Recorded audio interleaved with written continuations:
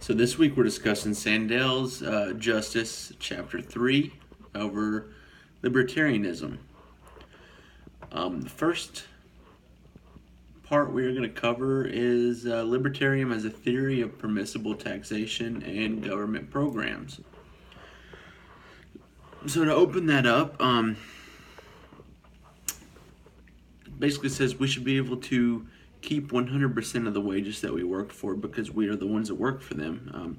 We put in the time to learn that craft. We went to school. We put in the hours in school to get the education to better be suited for that job.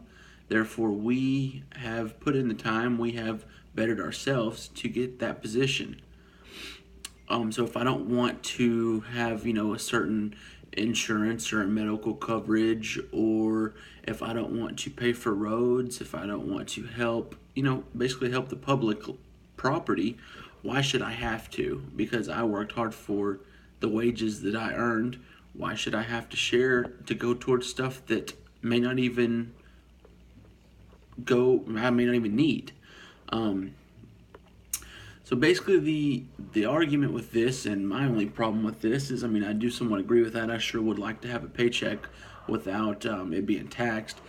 But basically, the other people's selfishness and greed would cause the people that do need these things to struggle even more. If people didn't have to pay taxes on things they didn't want to, the person that needed these things, it would just be a higher wage for them to pay for them. A person that had a family and needed to have medical insurance for everybody would have to pay a lot higher premium if not everybody was required to do so. People that wanted to that needed to pay for roads or that volunteered to pay for roads would have to pay a lot higher wage to pay for these things. Not saying it's just roads, but anything that's taxed in that area, because without the support of others, you're going to have to pay a higher amount. And like with your example of the toll roads, which you spoke of in your discussion, if you don't want to pay for public roads you don't even use, what would the less popular roads, what would happen to them? Would they become neglected? Say you had a little back road you lived on and 4 people lived on that back road. Would it be up to just you 4 people to pay for everything that road needed? If that road needed completely repaved, say they need to put up guardrails alongside that road, anything along those lines, would you and those 4 people be the ones responsible to split that cost? Because, it's only you 4 driving on the road, so only you 4 are the ones that are going to pay that toll or pay that tax for that road. So that's going to, once again, that's going to hurt the person that's, doing nothing wrong. They're driving on their road. It's just not as popular of a road as these main roads that take you from place to place. So that's going to hurt them when in reality they did nothing to deserve having to pay all this extra. And the last thing is like the LeBron James theory. Let me take a look. Let's see, the self-ownership, Wilt Chamberlain, LeBron James theory. So the way I see it is, if adults want to provide money to other adults for entertainment they provide, then that's their own free power to do so. I know there's a lot of streaming services now. If you go to www.twitch.tv, basically it's people that are live streaming their lives, whether they're playing video games, which is the majority of people. A lot of people playing instruments, playing piano, playing guitar.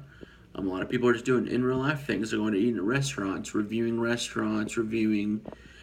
art galleries and such, and they basically get paid to do this. People can subscribe to their channels, which earns them a wage. People can donate them money if they feel like that they deserve a donation just to support them. And basically, this is a able-bodied adult capable of making their own decision to donate or give their hard-earned money to this other person for the entertainment or the services they provided for them. With the argument of LeBron James being born with the talent it takes to play basketball, everybody's born with talent. You just have to decide what you want to put your talents to use. If you want to be an entertainer, it doesn't take a lot of natural talent to be an entertainer. Everybody can find something that they are good enough that people will be willing to watch them, pay for them, they'll be willing to donate money to. You're not born good at video games. It's a hobby you pick up that you become good at. And people just happen to be good enough and entertaining enough that people want to watch them, and, pay for them to do these things.